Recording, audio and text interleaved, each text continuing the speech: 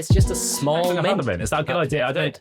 Okay, I'll have a mint. Not laced with anything. It's very. I know it's pretty powerful. Thing while I like these things because I put my business cards in them. These little tins. But you have to eat through a. Yeah, I have so many. They are edible business cards as well. It's one of the joys of you're being independent. You're gonna have my phone number committed to memory by the time you finish sucking that. So yeah. Wow, that's We're talking about mints. We are definitely talking about mints. Lovely. Just to clean this up. Thing to have said. Definitely mints. Yeah. I've been recording for the last minute. Oh no. All right. Brought to you by Smints. No, it's not. Sugar-free mints. 50 mints in a tub. Money before advertising, Gelb. That's how it works. Money not before the other way around. sucking on anything that Gelb hands you. Yes, basically. Whether he gives you his phone number or not. That seemed to be what that was all about. So, All right. I'd appreciate the phone number, but it's not necessary. Good. Welcome to the Ancient Robot Games podcast. As always, I am Dougal. And I am Gelb. And we're joined today by Dylan Balfour. Hello. Welcome. Thank you very much. What a treat. Yeah. You are creating a game currently, Rat King. The Rat King? Just Rat King. Rat There's King. only one. Well, no, I suppose that's what there are multiple Rat Kings. There are multiple Rat Yeah, Kings, okay. but this is going to be one of them, which is awesome. Thank you for coming and joining us. As a independent game designer who is working on your own on this game, but also working in a full-time job at the same time to fund this wonderful hobby that we're all in. I guess it's something we haven't really talked about on the podcast before is what that kind of, I guess, looks like time management-wise as well as passion-wise and dealing with regular day-to-day stuff-wise as well. Yeah, I think it's really hard. So Rat King's quite, I would say, not being self-deprecating, but I think it's like a fairly unambitious game. Like it's primarily card-based. It uses just like standard components, not that many assets. Magic cards are card-based and use standard components as well, though. So, that's true. Don't put yourself down.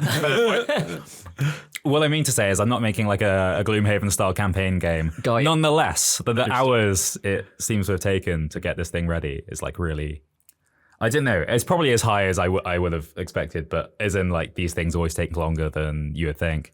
Nonetheless, I feel surprised at how much time I've had to put into making like what you see on paper like doesn't look that, it's quite a small box with a few cards in.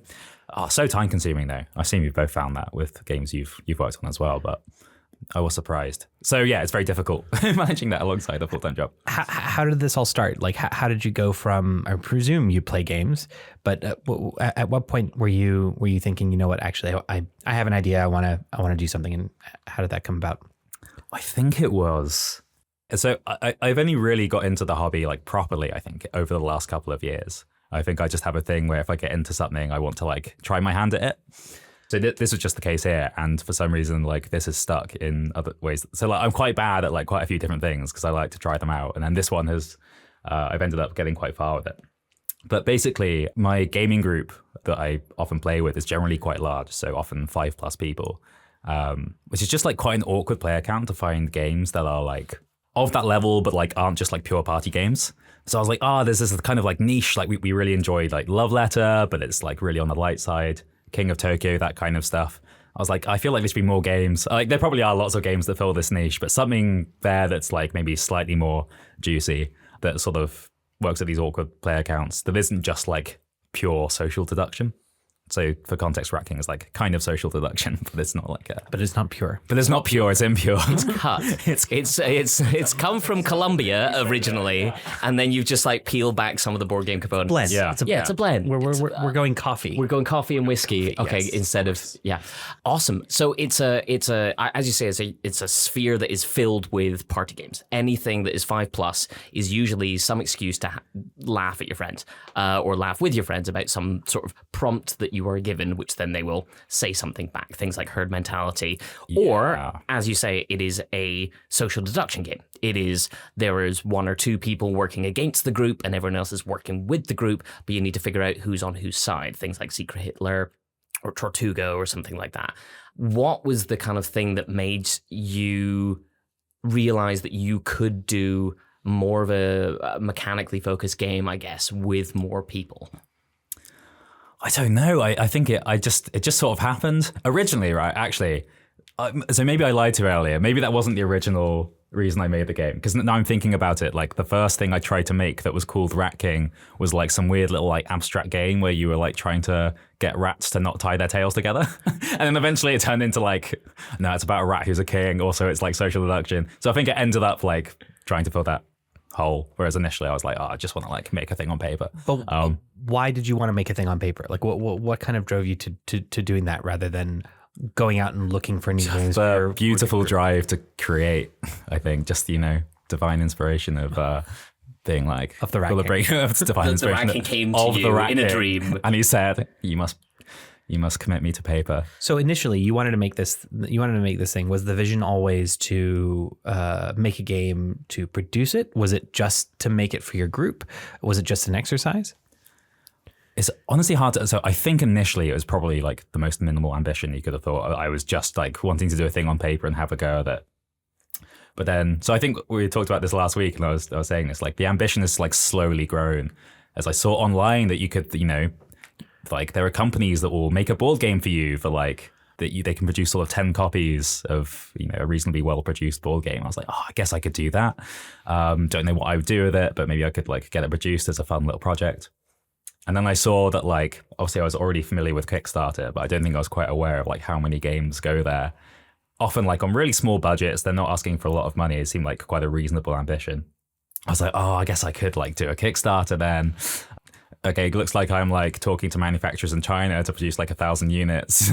And now I don't know. It's sort of like slowly grown. It was just a little hobby, but then the next step has always been kind of only a kind of small increment away. So now it's become a thing that I've actually spent money on and hired an artist to do. And it's how they get you. It's how they get you, isn't it? And they being the artists? The artists of the board game industry as a whole is one of the probably most accessible industry to make something in. It's not kind of like filming or something. Oh, I want to film a movie. Yeah, you could start with an iPhone, but it's not going to look very good. Really, you want this really fancy camera that's going to cost £1,000 or something else like that to do it. With board games, it is pen and paper. And as you say, those tiny little increments of, I could get one copy and it's only kind of $25 to get it made and shipped from the US. Oh, maybe I'll do that. Oh, wait, actually, if I get 10 copies, it's only going to be about $15 per copy. Oh, maybe I could do that. And then just kind of the million copies. That's it. Wait, I could take over the world with this game. That's really, really awesome to hear. Did you come from other creative industries that gave you this sort of passion to create? No. What did I do? I didn't do that. I have no artistic skill. Is this just? I used to try to write, but that didn't really work. I was probably committed enough. I don't know. I also like tried to play bass guitar, but then I'm about the same level as I was when I was 11 years old. Baseline. So what am I saying? Baseline. Oh God, that's strong. Yeah, or is it? I don't know. I actually didn't enjoy. I said keep the gold for later. That's not one of the goals. I was gonna make a crack about you using the word sphere earlier, but anyway. Oh, okay. But this just seemed like you could, like you're saying, it's just the bar. The bar was low. Yeah. So you could just. I thought I could whip one out, which has upsides and downsides because if you ever sort by new on Kickstarter and see the projects that come out there. There's some mental stuff. There's some people trying to sell products on there who are benefiting from the fact that it's a low bar, and you got to ask yourself like, oh, am I that? Because like, if the bar is that high, but I'm hoping my game is all right. But so you have a full-time job. I do. You're also working on a PhD.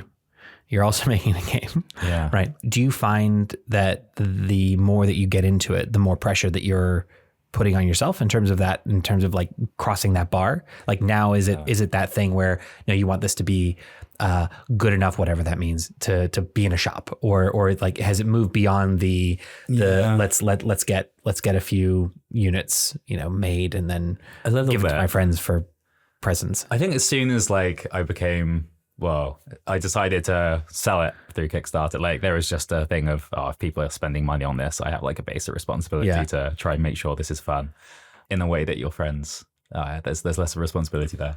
Even though I don't even want to waste my friends' time, but I don't feel as bad about it, like giving them a bad game. But then like additionally, there's this, I don't know, there are, in theory, all the deadlines I have on myself are like self-imposed, so I don't need to. Is that a good thing? Respond to them. Or bad? Like, yes. Is it a good thing? Yeah, I think so, because I have these other things that I need to be doing. But like the problem is there are still some like small internal deadlines. So I've signed up, for example, to be an exhibitor at Tabletop Scotland. And that is like this forcing function of like, oh, okay, I kind of need to have like a presentable prototype ready for then. And that means I need to make this rule book. So the last 2 weeks I've been like crunching, trying to like write this rule book in a few, like during some like late nights. And it turns out that like that's way harder than you would think. So spending all this time doing that, and that means I'm probably like, I've not been doing any work on my PhD. So I don't know. I don't feel very stressed by it, but it is consuming a lot of time. But I'm just trying to be like philosophical about it. Speaking of hopefully not wasting people's time and having a big time sink, playtests.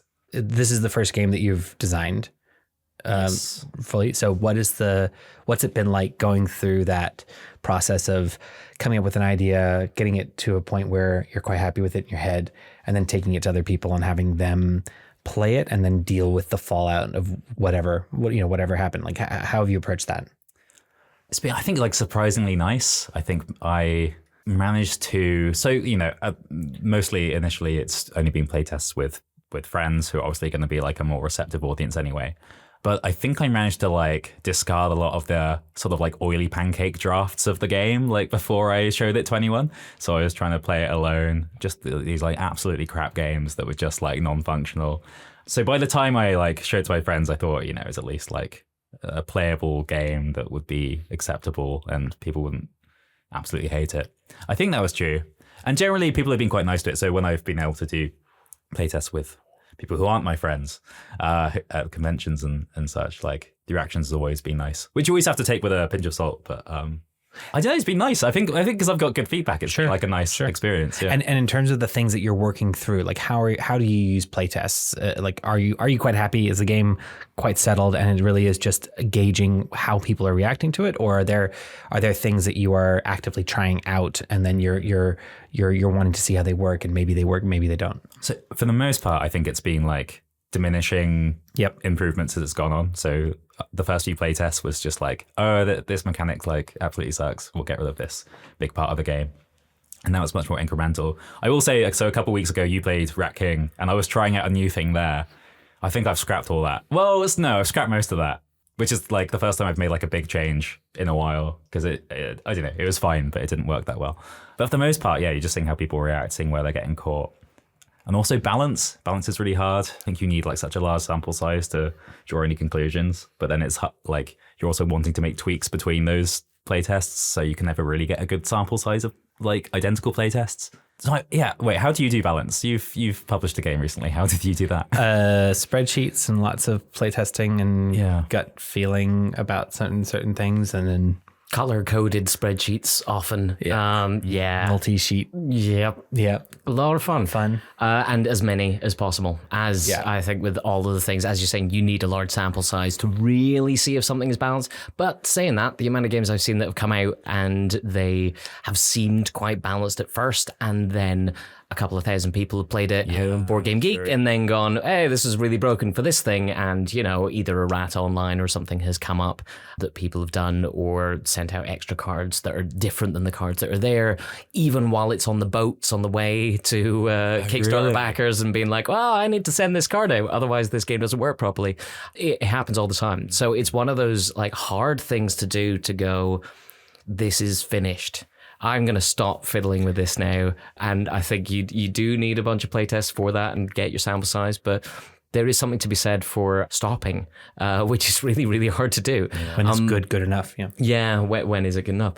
Was there any like mechanics or things that you were like, I love this. This is great. And then you bring it to the table and immediately nobody gels with it, or it just didn't work. And you're like, yeah, but I still really like it and I want this. It's just, it's not working.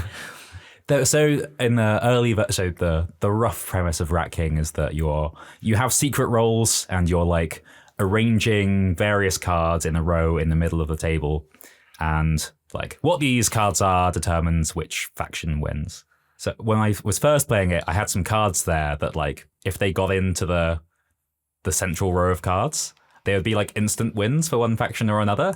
Like there was like a bit more nuance. Like it was sort of there were things you could do to mitigate it, but it just sucked. It's like no fun at all to have somebody instantly win through like.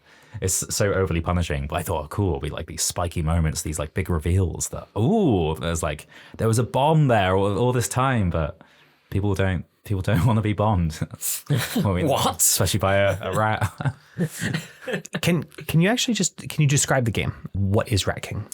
Rat King is a hidden role bluffing game for 4 to 7 players. And there's even more to it than that. I really need to nail the elevator pitch before I do a conference. Essentially, everyone gets a secret role except one player who plays as the Rat King, which is like a public role. If you've played Bang, it's like the sheriff in Bang. Everyone's trying to kind of appease the Rat King and like pretend they're on their side. And basically during the game, you're going to be placing cards on this central board that's called the Offering, and you're placing either blades or shields. And like whether you want to place blades or shields depends on what role you have. They're like basically either good or bad cards. Then like once the Offering is full, the final card is placed down on it. There are 7 spots. Flip them all over and you see who wins. Now you're also doing other stuff in between. You're playing cards to like get information about other players, to move cards around on the Offering, that kind of stuff. But that's the gist of it. And it's played over multiple rounds as well. So it's quite short and sweet, and you're kind of changing your roles quite a bit as well. So is a hidden information game something that you personally love? Or is this being driven by the kind of the players that you were playing with more than your kind of personal interests? I think I really enjoy them. Yeah, I think I still do. But I think when I was first really getting into like board gaming as an adult, it seemed like one of the fun things that you can do in board games that you sort of don't get in other forms of media. Like we're all just gonna step into the room and like lie to each other. Well, that's kind of fun. Yeah, because I don't lie much during my normal life, I don't think. So this is exciting. Good lie. You covered that completely. Thanks. Yeah, no worries. It's like the sheer thrill of being like, Wiped your brow. You literally went, phew. God, I am so deeply sweaty at the moment. It's insane. Sorry, I was going to talk more about how sweaty I am. I thought that's not good. That's not good content. No, I don't know what you're talking about. Depends on who's listening. Yeah, really. we pretty much do it every time. I sweat at getting out of bed.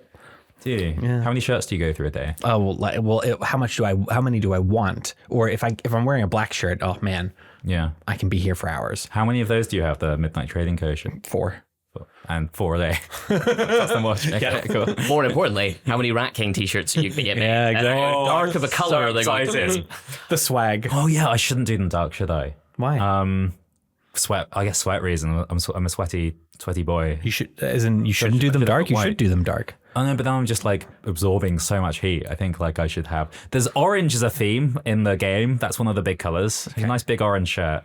Cool. Oh, nice. That'd be nice. Yeah, that's going to be awesome. Yeah. You got a fantastic artist involved in your game. Did you find, just to go back to kind of the playtesty things and get away from sweaty clothes, did you find that once you got some art into the prototype, that the reaction of people was very different to the game before you had any art in the prototype, when it was just pen and paper? Like, surprisingly not. I'm not sure. I think they seemed quite similar. And I think in part that's because, so the art now is really good. And I'm not going to say that, my scrappy prototypes were like great, but I think the prototypes were like very functional, and the art isn't something you're like staring at that much in this game. So I think the art is great and it really does like elevate the game. But I think it was kind of working quite well beforehand because the theme is like pretty, again, not to be self-deprecating, but it's not a particularly deep thematic game. It could be called like any kind of Teeth King. Could be called Teeth. That's good. And then you could have like some teeth have cavities in the middle and some don't. And there you go. And you've Dougal loves making any game into teeth. So, every time we just got to... All I say is that when someone's looking for a theme, teeth are great. You can have teeth of different kinds, different sizes. You can have tooth fairies. You could have a tooth fairy king. I'm just saying, if you need a extra card in there... Tooth fairy, and then change all the cards to teeth. That's not going to gross anyone out. People are literally walking down the street listening to this right now, shaking their head. Teeth it's a no-go, I'm afraid. It's just a no-go. One day, teeth will be all over the board game. We've all got them. We've all got them. We've all got them. Until we Everybody don't. knows teeth. Actually, lots of people And don't sometimes do in that. our dreams. Yeah, that's See? bad. It's bad. Apparently, financial worries. That's if you'd start losing teeth in your dreams. I've had other frustrations as well, but We've hit sweat. We've hit teeth. We're really going through all the bases here for board game design, for sure. Well, I was going to ask, how many teeth do you have? How many teeth are in the game, in the art? No, I don't. don't know, yeah. No, I don't think anyone needs to know that. Have you played any games since you started creating Rat King and then gone, oh, damn, they're doing what I was planning on doing? Or the other way around, of being like seeing something and going, I should have put that in. That would work really, really well with what I'm planning on, the kind of feel of the game that I want. You know, I think I should have played more. So the answer is, I think no, which is not an Ariel answer. It's like I should have played more of these kind of games since designing it.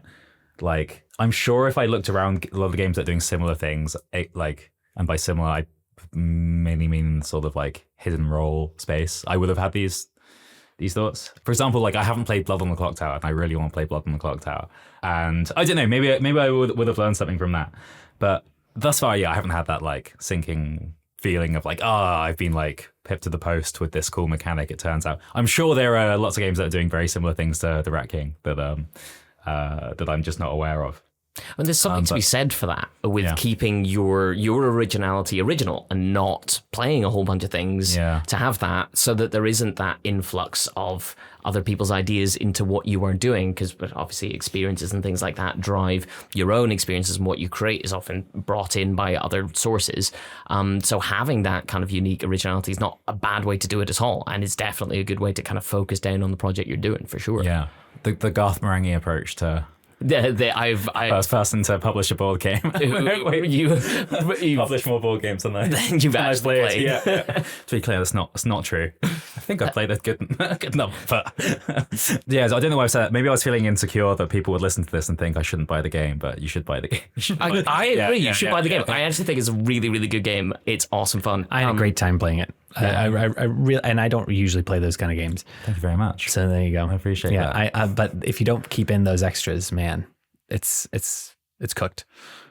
Oh, the one, the fear for a moment there. No, you know what? There's a moment where like there's ambiguity between you're cooking versus that's cooked. I was like, is this a compliment or like? Sure. I really enjoyed watching you go through that process though, and the way in which you were asking for feedback or testing things out. And so because the game feels actually quite like it could be done if you wanted it to be, but as long as you're not letting that stop your forward progress, then it was great trying out little things. Yeah. Oh, thank you. I say there's a bit of a risk to like when you're so familiar with a game. So I think like the core of it, I think you're right. It seems to be like pretty much there. I think there's balancing to be done.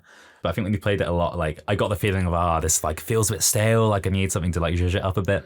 And it's hard to know how much that tracks like a genuinely like reliable opinion about how good the game is versus I've played the game a lot. Huh? Expansion. Yeah. There you go. I mean, you could do. It is a very common thing amongst board game designers, for sure, of being like, and in fact, computer game designers and any other game designers I know, it is I've done this hundreds of times, therefore it is now boring. In the same way as I'm sure, in fact, comedians as well, who I know who are like, I've told this joke 1,000 times. Is it even funny? I cannot tell what is funny anymore. And then someone laughs and you're like, oh, no, it is funny. That is what I was meant to do. I think it's the same with board game design. If you play 100 times, you're like, I have no idea what fun even is, let alone if people are having fun. And then other people play it, new people play it, and you get that spark again of people, that switch turning in their brain of, oh, I get this now. Oh, this is really, really cool, which is my favorite thing in the playtesting for sure, and in board game design in general, to be honest. Yeah, it's a nice feeling. People enjoying, or at least pretending to enjoy a thing that you're doing. I guess to me, it doesn't matter. Either I feel nice. Yeah. You're getting the good feelings from people pretending to do it. So I was going to ask, do you have a lot of experience playtesting in your previous life as a game designer? Oh yeah, loads and loads. Lots of conventions. With all of his teeth. With all of my teeth. No. Lots of different games that I have definitely play tested like way before. I mean, my big joy has always been seeing things start and then where they grow to. So I will always try and get in at the ground floor of anyone who's making a game when it is colored bits of paper that they're throwing around the place, or it's all on post-it notes and you stick them to yourself as part of the game, and then it's like, well, that doesn't make any sense, but we started there, just to see kind of the growth and the creativity of where people get to. So yes, I think the playtesting side is a really, really interesting thing, because as well, I've done a lot in conventions and things, and there is something to be said for playtesting hundreds of times allows you to learn how to teach that game as well.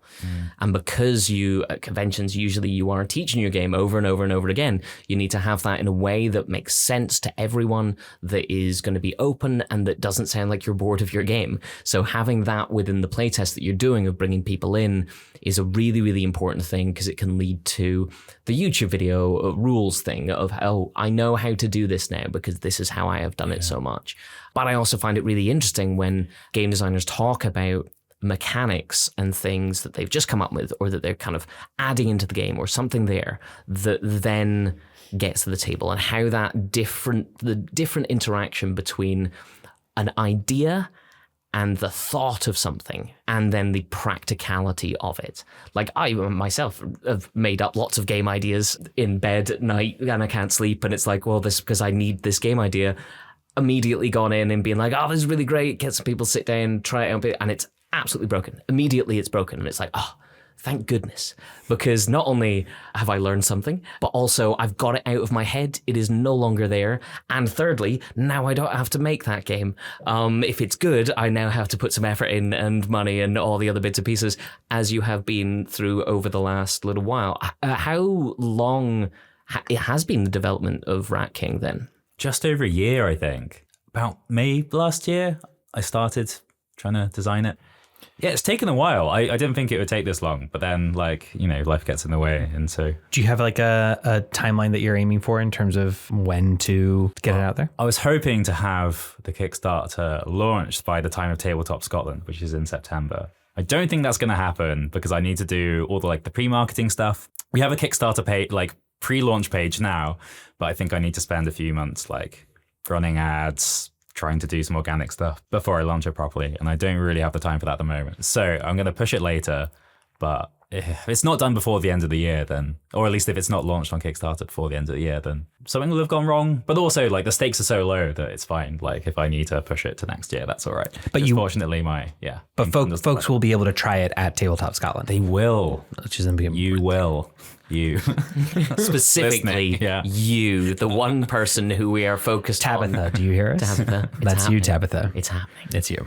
Please come and play the game, Tabitha. Please. But yes, it will be there, and really, really excited to see it there. Are there any other, now that you've kind of found yourself in this industry in, I think, the same weird way that all of us do, which is not a direct, I have played all of these games and now I'm going to make something, but some kind of weird aside of, this seems really cool, maybe I'll try and do this. Having moved into that, are there any other games that you know of from other designers, either in the same sort of space as you are of creating games, or other ones that are out already that you are like, this is awesome, I love this and what these people are doing? Within the board game, either within board game designers, or things that have been out for years that you just have a big love for. Oh yeah, big questions. What do I love? Sleeping occasionally. I do love sleeping. I don't know. Look, it's been cool getting to know people in the tabletop community here, which you've both been cultivating very well, and really enjoyed Gelb's game One Stone, which I played at UKGE, and Judson Cowan's also based here. He's been doing Deep Regret, and that's an awesome game. So it's been really cool meeting people who are doing the thing I'm trying to do to a very nice level. So sort of a nice sort of aspirational thing to have. Yeah, I don't know. Have you heard of Reiner Knetzer? He's good. I played one of his games yesterday. It was really, really fun. Oh, Reiner? What? Oh, wait. I don't think I've heard. I don't. Yeah, no. Upstart. Yeah. He's got a few good ideas. Maybe his first game just came out. Possibly maybe with that one. Time travel to 1996, whatever it was. Yes.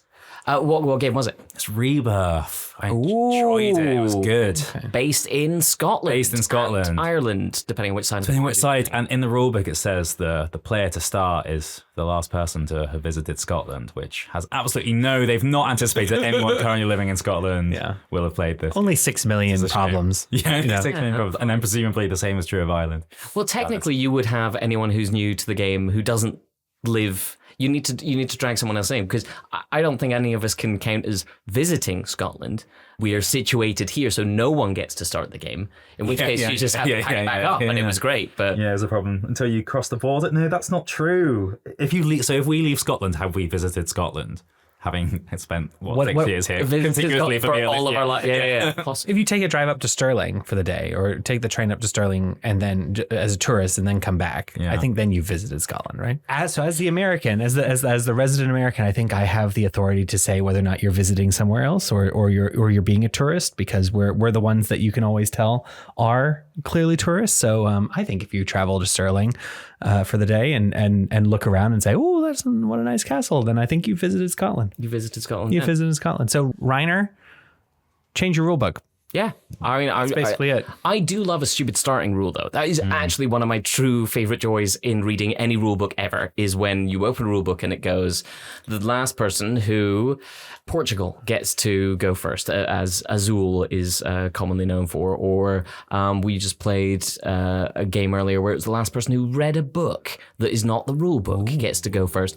Do you have any wonderful plans for Rat King's starting? Oh no, I was writing the rule book recently and I was like, there's the constant temptation to like force fun into it, but I feel like if it's not natural, like I was like, oh, I should have like a fun starting rule. But like at the point where you're saying I should make this fun, you've like got it, like it's got the point. You got the show not tell sort of thing. Like, it's the whole point. Yeah. Can you make something more fun? Yes. Do it. Maybe try that. I'm gonna like put some zany stuff in. I should make one that last one to have eaten some met cheese. a rat or eaten some cheese. I don't know. Is there a first?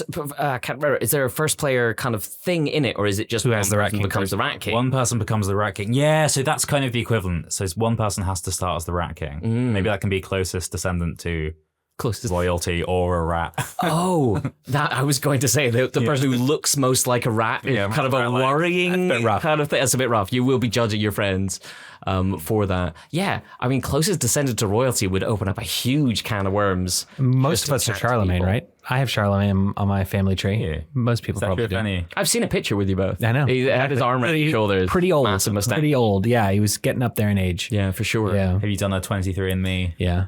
And did it say Charlemagne? That's it. That's all the results that came up. It was just Charlemagne in big bold letters. It was, very impressive. Yeah, I don't know any of my descendants, so except my parents, of course. Ascendants. Yes, good point. I still also Hopefully you don't know. I still don't know who my descendants are, though. I don't know any of my ancestors, previous beings, shall we say, if we believe in that. So that would be really, really difficult to go for. So is there if it was not royalty, who's descended closest to royalty or eaten some cheese? It could be. There's another one. I might just say, do you know Terra Mystica's starting rule? Oh, I can't remember at the moment. I really like it. So it's about terraforming a fantastical landscape, and it's the last person to have like dug a patch in the garden or something.